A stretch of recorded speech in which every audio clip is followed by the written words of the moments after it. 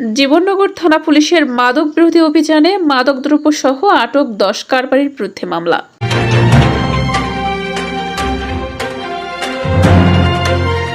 শুভ নববর্ষ। দর্শক, স্বাগত জানাচ্ছি বিবিআর নিউজে। শুনছিলেন সংবাদ শিরোনাম। চুয়াডাঙ্গা জেলা প্রতিনিধি এম আই আতিয়ার রহমানের তথ্যচিত্রে বিস্তারিত দেখুন।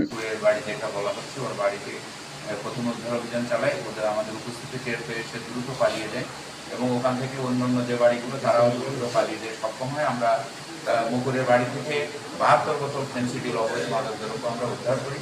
চুয়াডাঙ্গা জীবননগর উপজেলার সীমান্ত ইউনিয়নের সদরপাড়ায় সহকারী শিক্ষানবিশ পুলিশ সুপার শোয়েব আহমেদের নেতৃত্বে মাদক বিরোধী অভিযান চালিয়ে ভারতীয় আমদানি নিষিদ্ধ 72 বোতল ফেয়ারডিল ও ইউনিসেরেক্স মাদকদ্রব্য উদ্ধার করে।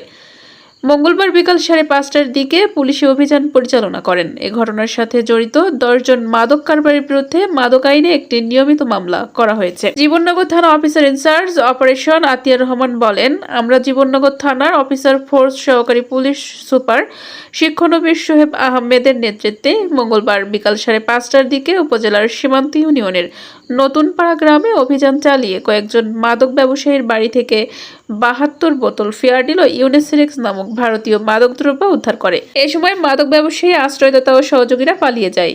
মুছে যাক গ্লানি, ঘুচে যাক জরা, অগ্নিস্নানে সূচি হোক ধরা। প্রতিটি বৈশাখ যেন আমাদের মনে করিয়ে দেয় যে নতুন করে শুরু করা সর্বদা সম্ভব। সকলের প্রতি প্রত্যাশা রেখে আজকের মতো বিদায় নিচ্ছি।